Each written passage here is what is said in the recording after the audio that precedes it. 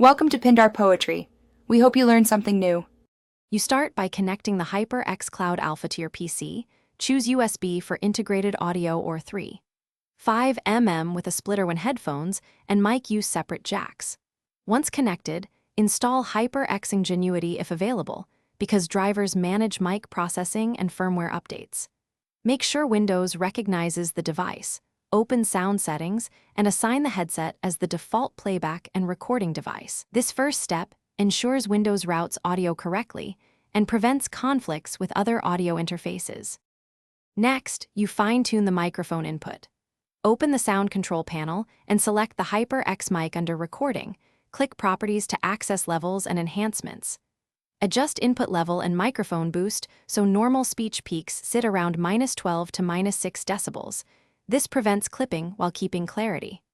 Once done, use the Listen feature briefly to verify how you sound in real time, but make sure to turn it off for actual sessions to avoid feedback.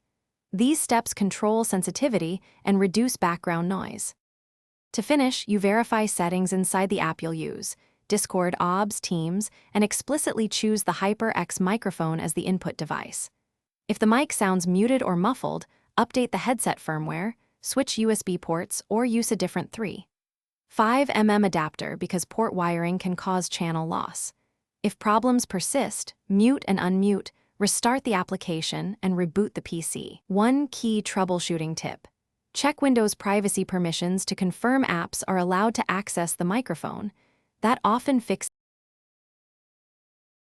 Thanks for watching. Consider subscribing if we helped you.